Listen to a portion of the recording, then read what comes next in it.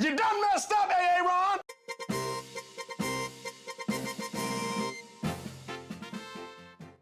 Super Mario Plush Boy85 here, and today I'm going to be doing a review on the Jakks Pacific Super Mario Bros. Movie Toad figure. And this is actually going to be the second to last review I do of these 5-inch figures, because we're almost done with these actually. So yeah, I'm surprised.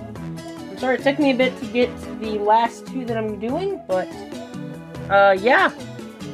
So Toad and Peach, who are our last two, I decided to save for last as they don't have that much articulation, and I am not going to go over the packaging, as the packaging is exactly the same as Mario and Luigi, with some small variations. But if you think this is going to be the end of my Mario movie merchandise stuff, you're dead wrong. I'm actually going to be reviewing some other things, such as the pullback carts. And that's probably actually where I'm going to stop. I'm not sure yet. But, with that out of the way, let's get into Toad. And, yeah. And just so you know, as of uploading this review, I actually haven't seen the movie yet. So please, if you can in the comments, please do not spoil the movie for me. As, you know, I don't want to get spoiled before I go see the movie. I want to go in fresh. Okay? So if we can respect that, guys, please, thank you. Alright. So let's go on and get into the figure. Aesthetically, this figure looks very, well, Toad-like. It looks like Toad. He's got longer arms. He's got a... Hold on. I'm going to move the camera down a bit so you can see some of his details here. If you can see, he has his mushroom head with his smile. And the box does say he has realistic eyes. He doesn't. They don't seem to follow you. Yeah, they're just black voids. Oh, he's got his backpack on, so that's cool. And he has these pants right here. They look like sweatpants, not like the normal diaper. And he's got arms, which I'll get into the articulation here, and I'm going to warn you about some of the articulation and stuff. And then the biggest piece of details are on the backpack. And I love this thing. I love this backpack. This backpack is super detailed, very much like the movie. Although it doesn't have stickers on the buttons. I wish it did, because it would have made it look cooler. But other than that, and you'll see there's a frying pan in here, and if you've seen this figure before, you'll know it's removable. Before I go into that, I'm going to go over his articulation. So, Toad is actually the only figure whose head, from what I can tell, can actually move up and down. And this is a good thing. He has arms. If I move the arms, I'm going to have to move them up and then out. And he does have elbow articulation, and these scare me because,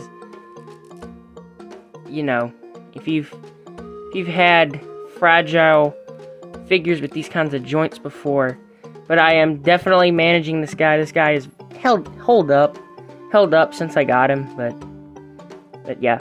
And he has this little hinge joint, and he can swivel at his feet. And he has about 9 points of articulation, and that's all he has. And then he has the frying pan as the accessory.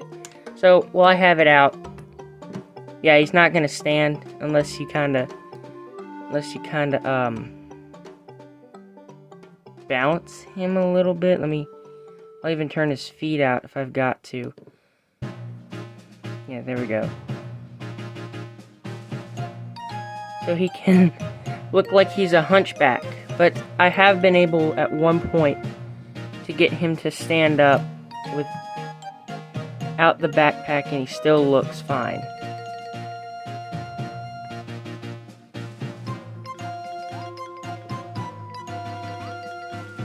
But I'm pretty sure I'm gonna have to have him like this, or I might just stand him up against something.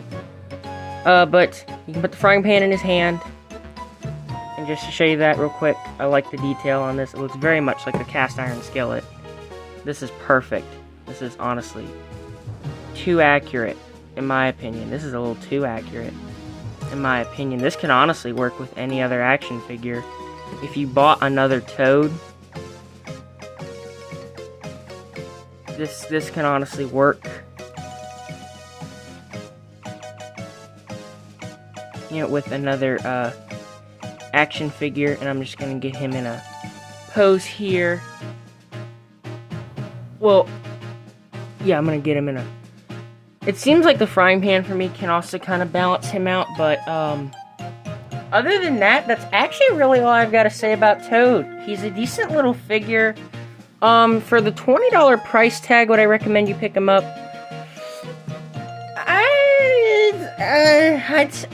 I'd say wait until he's discounted, because even though this is a nicely detailed figure, the only drawback I can see is the limited articulation, which is, it makes sense.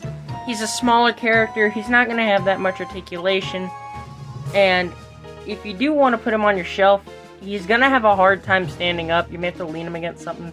This is, again, I think why I pointed out in my Mario review, why the figures, I believe, should have peg holes under their feet, so they can,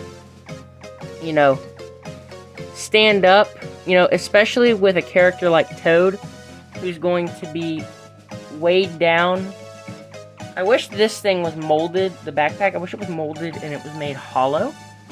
But, other than that, again, I would just wait for it to go on discount, but I did buy it at full price because I wanted to go on ahead and complete my collection. Words are hard, I'm tired.